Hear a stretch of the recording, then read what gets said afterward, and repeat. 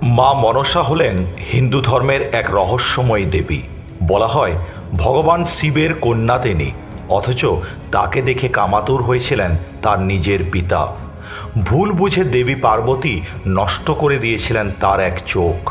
স্বামী জরৎকারু দেবী মনসাকে একসময় ত্যাগ করে চলে যান। দেবকন্যা হওয়া সত্ত্বেও কোনো দিনও তিনি নিজের স্বীকৃতি পাননি।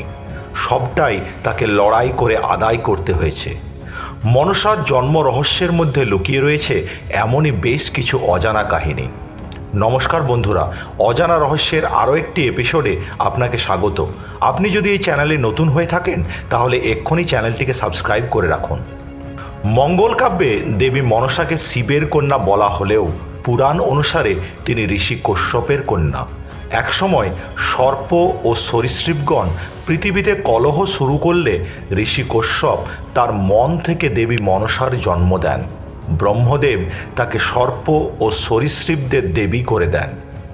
ভ্রাতা বাসুকী জরৎকারুর সঙ্গে নিজ বোন মনসার বিবাহ দেন, কিন্তু জরৎকারু শর্ত দিয়েছিলেন যদি মনসা কোনো দিনও তার কথার অবাধ্য হন তবে তিনি মনসাকে পরিত্যাগ করে চলে যাবেন। একবার দেবী মনসা জরৎকারুকে ঘুম থেকে ওঠাতে দেরি করে ফেলেছিলেন, আর এই সামান্য ভুলের কারণে জরৎকারু মনসাকে ত্যাগ করে চলে গেলেন। পরে দেবতাদের অনেক অনুরোধে তিনি মনসার কাছে ফিরে আসেন এবং আস্তিক নামে তাদের এক পুত্র সন্তানের জন্ম হয়। একবার পিতা শিবের সঙ্গে মা মনসা কৈলাসে গিয়েছিলেন, কিন্তু মনসাকে দেখে রেগে যান মাতা পার্বতী। মনসাকে শিবের আরেক পত্নী বলে ভুল করেন তিনি। এরপর ক্রোধান্বিত হয়ে মা মনসার একটি চোখ নষ্ট করে দেন দেবী পার্বতী।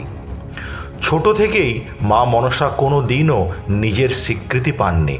সবটাই তাকে লড়াই করে আদায় করতে হয়েছে। তাই তিনি ছোট থেকেই রাগী, ক্ষুব্ধ, বদমেজাজি একজন দেবী।